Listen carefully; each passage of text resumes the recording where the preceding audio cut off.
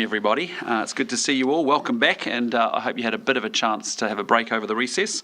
Can I just say a very big thank you to all of those that joined us on our trip to Malaysia and Korea for the East Asia Summit and to APEC. I think it was a pretty successful week for New Zealand, being able to push out deeper trade, defence and leader-to-leader relationships, and also the message that New Zealand is very much open for business. This government's focus, as we've talked many times before, is about balancing the books, getting rid of the barriers to business in the form of red tape, and building the modern hospitals, roads and schools that we need. Overseas investment is really vital in our plan to grow the economy, and by growing the economy we create jobs and we lift wages. That is why a good proportion of my overseas travel focuses on growing investment as well as cementing political relationships. In Malaysia, 2 deals were cemented that underscore the huge potential to be tapped offshore. Malaysian headquartered energy company Luxon Renewables announced a pipeline of renewable energy projects expected to total around 1 gigawatt of renewable energy projects. This is a $2 to $3 billion investment that will create enough energy to power 750,000 homes, and that's more, of course, than the total output of Huntly. Luxon has been developing a pipeline of wind projects in New Zealand over the past 4 years, supported by Invest New Zealand, the agency that we created to accelerate this type of investment at this year's Infrastructure Summit. The other significant deal signed in Malaysia was in tourism infrastructure, and the infrastructure conglomerate YTL confirmed a $160 million investment in the 225-room Hotel Indigo in Auckland, which is in fact the second largest hotel transaction on record in New Zealand this year, and in fact the very first investment from YTL in New Zealand. These investments all demonstrate that New Zealand is seen as a credible investment destination by high-quality global investors. The projects that they commit to creates jobs for your kids and a higher wage economy as a result. Tourism also offers us a huge opportunity to lift this country's fortunes, and it's already exceeding our expectations. Tourism spending is up 34% since the election, and we are nearly back to pre-COVID numbers. Our hotels, restaurants, retailers and tourism businesses need these numbers to grow, and we need tourism dollars coming in the door. And that's why we've been doing everything we can to encourage visitors. In the past months, we have announced a $70 million events attraction package to secure large-scale international events and also to support new and existing smaller events as well. Major events, whether they are sports games or concerts, are a big windfall for the cities and regions that host them, supporting local jobs and incomes in pubs, restaurants and shops. And just yesterday, Minister Upston and Minister Potaka announced a new cycle trail in Ruapehu, which will generate significant economic activity into the region and New Zealand. And then here at home, Fast Track, our process for powering up the economy, has been working well, and just a few hours ago, replacement consents for Genesis Energy's Tekapo power station was approved. This power scheme is critical to New Zealand. It powers up 228,000 households, and today's Fast Track decision means that this will continue long into the future. This Fast Track approval follows the Port of Auckland expansion, Maitahi Village development in Nelson, and the Milldale development in Auckland. And the Auckland Port expansion is expected to deliver between $2.5 to $6.6 billion to the New Zealand economy, as well as supporting 140,000 jobs over the next 30 years. Milldale will deliver 1,100 new homes in Auckland, contributing nearly $500 million to the economy and supporting 3,500 jobs.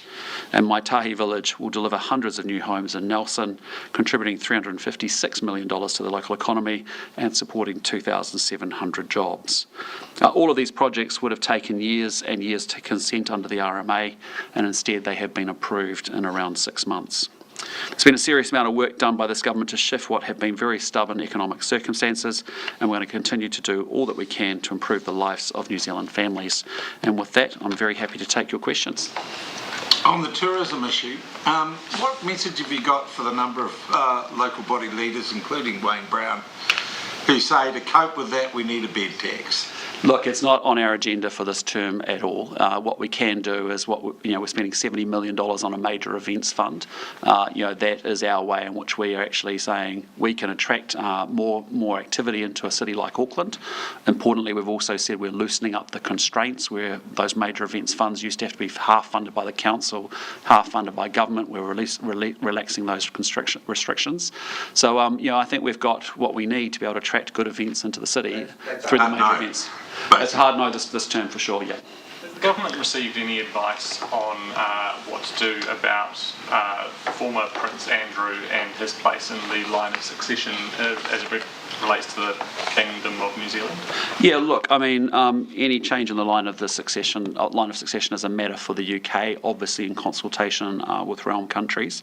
We'll have played a part to play in that, but I haven't sought specific advice from New Zealand on that. None has come in yet.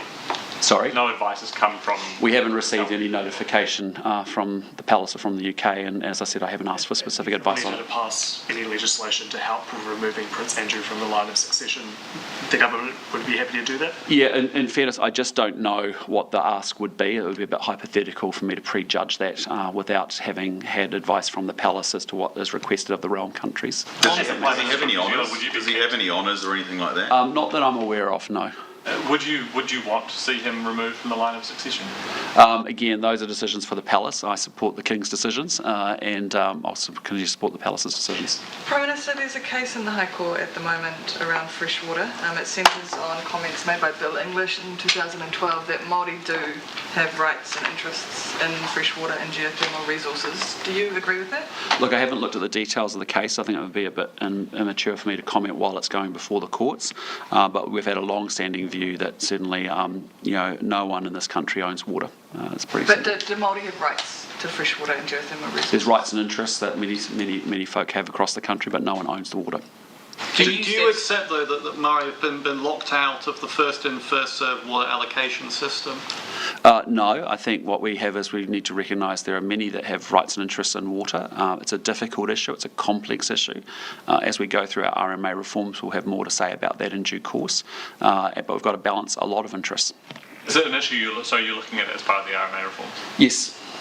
On measles, are you satisfied with the advice being provided by ministries, particularly in regard to schools? Yes, I am. I think, as Prime Minister, I need to trust the advice from Health New Zealand and Ministry of Health.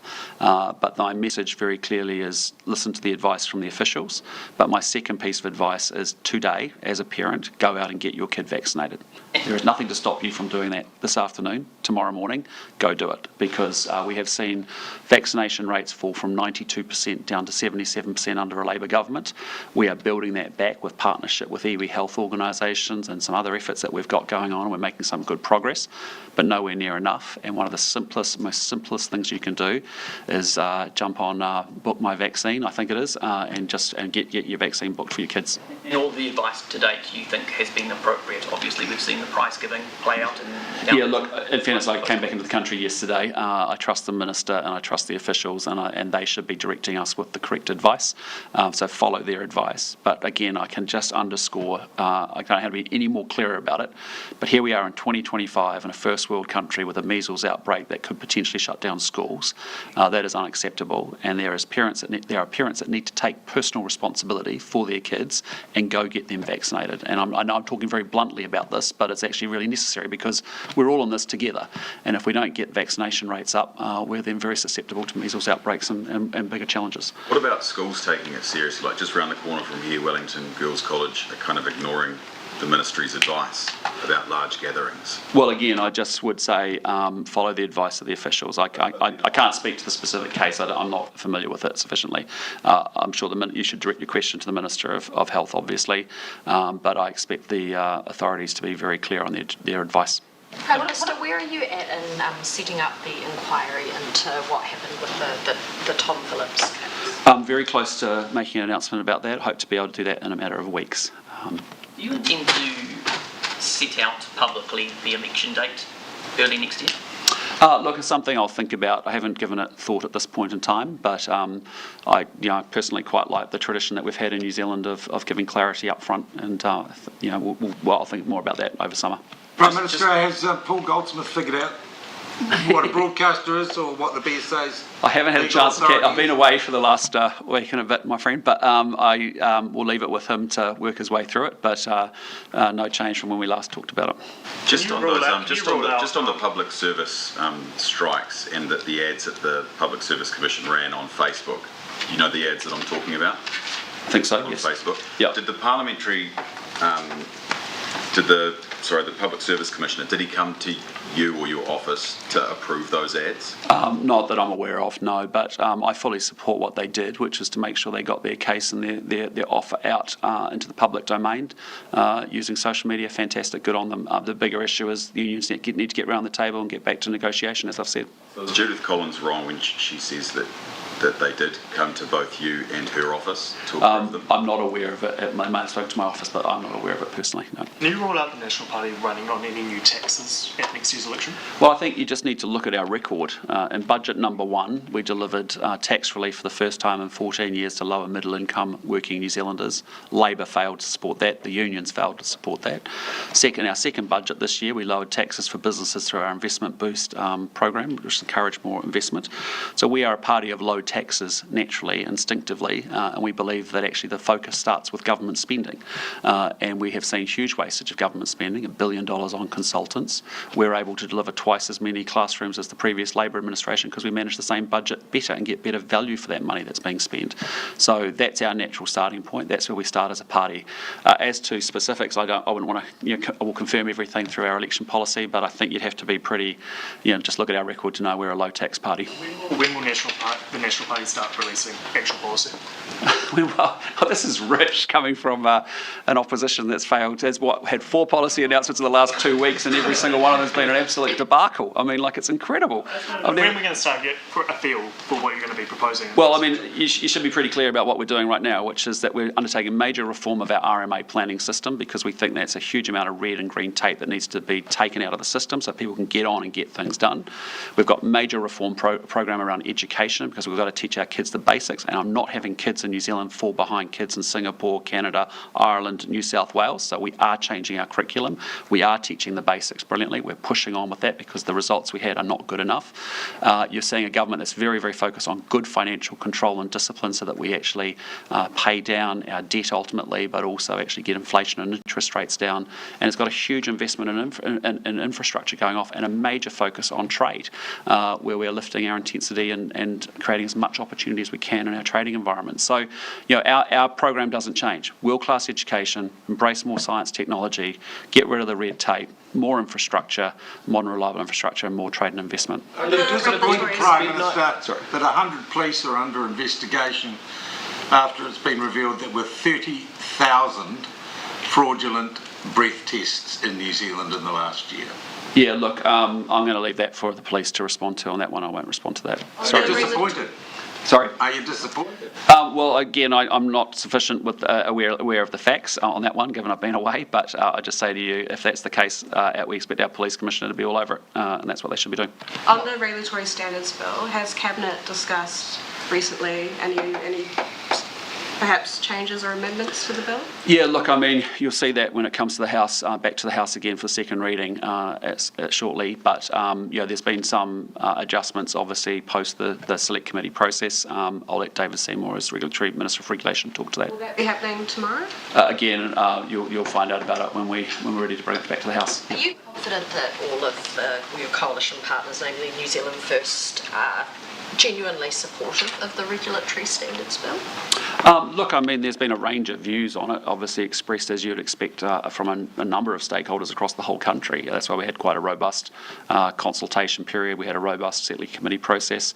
David Seymour's leading that, and he'll be make some adjustments off the back of that feedback. But the intention here is very clearly to make sure that we are delivering high quality regulation. That actually there is a way, a bit like there is with the Public Finance Act, a way to make sure that we actually have good discipline around creating regulation that's actually adding value and not wasting taxpayers' money. I asked because Winston Peters said that they would need to fix the piece of legislation come the next election. Why does he still think that it's... I don't know. You'd have to ask him. What I can tell you is a government priority. It's happening, and there's been a select committee process, and there'll be, as you would expect, to make the legislation better, as we've seen on fast track, as we've seen on regulatory standards bill. That's quite normal, quite natural that would happen. What have you made of the latest developments in Te Pāti Māori? We've seen a petition from one of their electorate branches to replace their president, and then the president has issued a lengthy statement of his own. What do you think? Yeah, look, I don't think Te Pāti Māori are a serious outfit. I think they are activists. I think they're performative. I've never heard of a single policy idea from Te Pāti Māori about how they're going to improve outcomes for Māori students, Māori health, Māori achievement. And so, I don't take them seriously, frankly. And I think, the people, I don't want to work with them. I won't be working with them. But the guy that does is Chris Hipkins. He wants to work with them. So does he want to work with the Greens. All that means is more tax, more spending, more borrowing, and frankly a party that hasn't had one serious policy idea. Do you have any concern that the dysfunction within that party could grow Labour's vote? Look, again, Labour's the guys that want to work with Te Pāti Māori, and their voting record on law and order, health and education, tax relief for working New Zealanders is exactly the same. So, frankly, whether it's a Labour Te Pāti Māori Greens coalition is what Chris Hipkins wants to form. As you've seen, they have the same voting record, but I don't take them seriously. It's hard. If there was a change in the leadership of that party. Of which party? Te Pāti Māori. If there was a change in leadership in the party, would it cause you to maybe reconsider your stance on not working with them if the leadership took a different approach to certain policy areas? Oh, look, total speculation, but I'm just saying to you, the Te Pāti Māori that we've seen in the last few years is very different from Te Pāti Māori that National was in coalition with many years ago.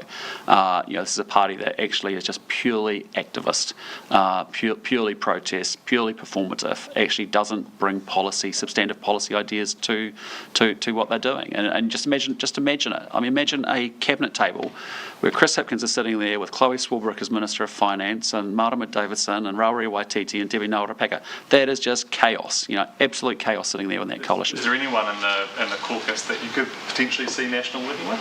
No, we're focused on what we've got to do, which is actually make sure we get this economy turned around, sorted, and that we actually restore law and order, deliver better health and education outcomes for New Zealanders. That's what we're about. Some of the language that some of the language that JT used in that post, I'd like to know what you think of it, but he said it was a white feeding frenzy. He talked about Pākehā media and rage baiting.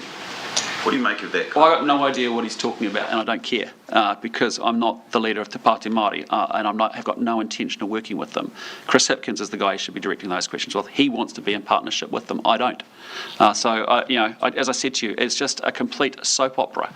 Well, we came here to do serious things. This is a country that is has been through a difficult set of times. We are fixing the basics, and we have an awesome future that we're focused on realising for this country. And that's what I'm getting out of bed to do every day. What the hell everyone else does, I don't really care, frankly. Back to freshwater. Yep. The iwi leaders who are part of that case say it's out of frustration that the government isn't listening to them and locking them out of discussions in terms of regards of protecting freshwater. Do you think this is an example of how iwi chairs, and this isn't about Te Pāti Māori, iwi chairs and hapu leaders feel about this government and having to take you to court yet again in order to try and solve something and try and get you to listen to them? Well, we have several components to our government. We have a legislature, we have an executive, we have a judiciary. They all play a unique and important role in a democracy, but particularly in our democracy. So, the courts is perfectly legitimate and reasonable that people will want to go through court action.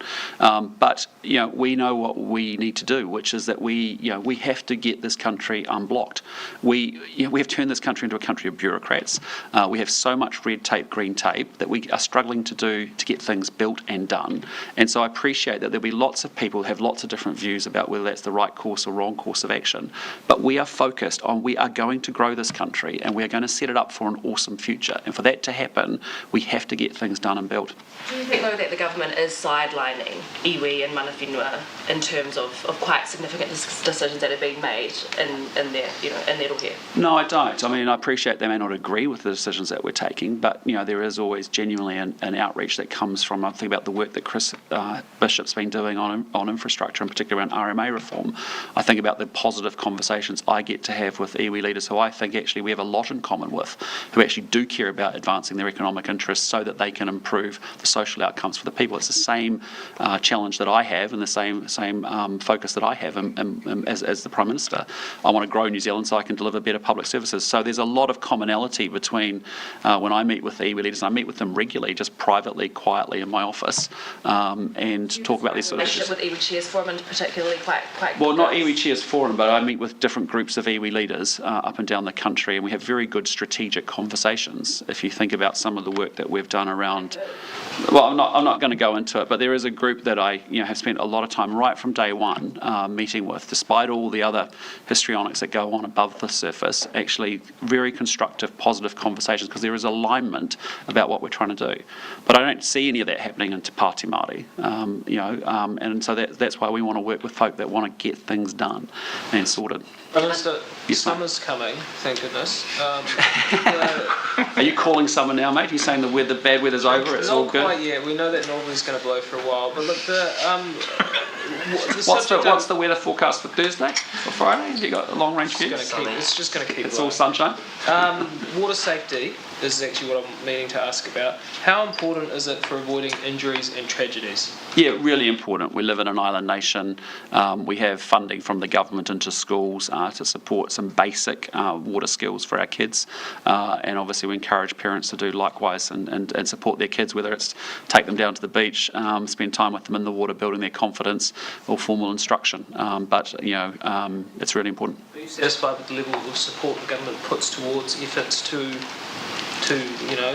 increase water safety? Yes, given all the trade-offs and all the things that we have to manage and support and invest in, yes I am, but again that doesn't preclude parents from doing extra with their kids as well. The Belarusian opposition leader, the Belarusian opposition leader is in town. Are you meeting with her at all? Not that I'm aware of. Didn't know they were in town. Sorry? She's meeting with Winston Peters, I understand. What are they talking about? I don't know. You'd need to talk to Winston. He's the foreign minister. There was a lone protester outside Premier House today protesting the bill that will ban protests outside MPs' houses. Will that be illegal under the bill? I'm not sure whether it's about the Premier House, but the point is we just don't want you getting in front of politicians' houses, CEOs' houses, anyone else of any public nature.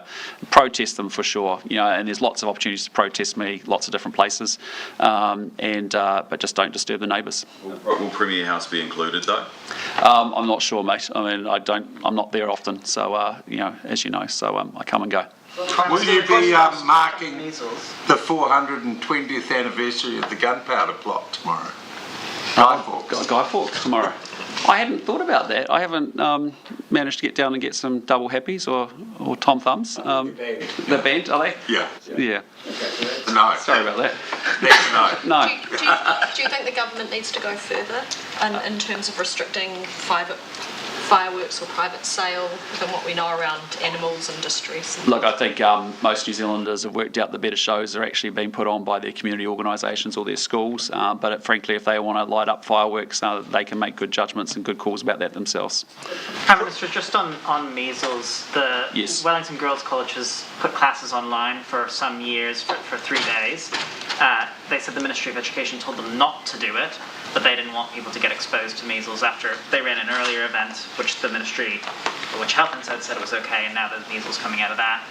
Is there too much of a focus on making sure kids are always in class, not doing anything online, and that's leading maybe to the spread of measles? No, just follow the advice from the officials. They are the folk that are closest to it. They understand what we need to do, and we need to trust our officials to give the right advice, which they are. And so I just encourage everybody to follow that advice.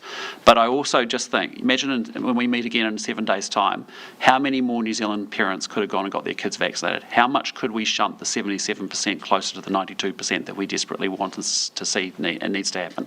Is there any ministerial pressure on the ministries to make sure kids are going to school and not staying home, even if they're exposed to measles? No, we just want our kids to learn. And when we inherited a government, came into government, and we had over half our kids not at school regularly, when other countries around the world have a much higher level of school attendance, we need our kids back in school. So that's why I say follow the advice of the officials, and they'll keep everybody safe. But the bottom line is we also need our kids in school and they need to be learning. And we're proud of the progress that we've made with school attendance. There's a lot more for us to do on attendance, but also on academic achievement as well. Prime Minister, what are you doing about rising homelessness in Auckland? Well, as you know, we've had I think if you look at our progress on housing, we've kept house prices pretty stable, rent stable, which is good, housing affordability through rent and purchases in good shape. We've taken about 6,000 people off the state house wait list, which is fantastic. We've took 2,100 kids, I think, out of emergency accommodation into dry homes, and that's been good. We've ended up with about 80% of people going through into housing scenarios.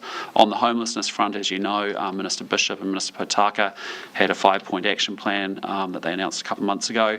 One of those is to make 300 homes available immediately for people in housing. I understand 100 of those 300 homes are already occupied, and 200 of the 300 I think are actually available in Auckland today as well. So we have, and we've put extra funding into a couple of places as well. So but I just say in the round of the whole housing issue, and remember ownership's linked to rent, which is linked to state houses, which is linked to emergency housing and homelessness.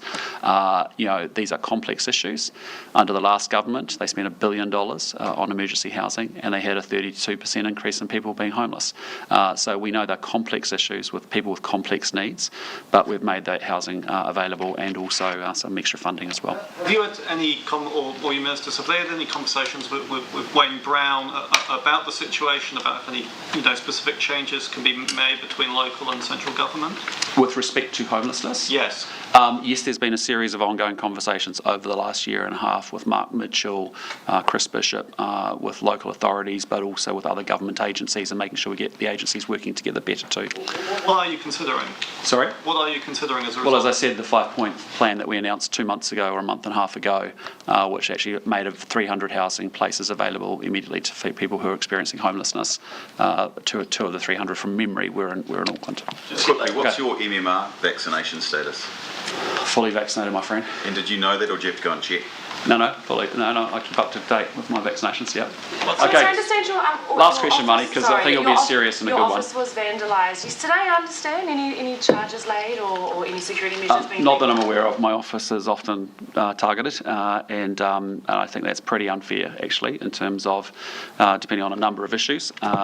I thought it was pretty interesting that we had a Green Party advocating for someone who had done a lot of the damage on my office and other offices in Auckland, and yet also called out, bullying behaviour in Parliament, and yet we're actually quite happy to support someone who was actually causing huge intimidation to electorate office staff who are trying to support constituents. So, feel free to protest, do all that stuff, but no need to, vandal properties and cause stress on electoral staff.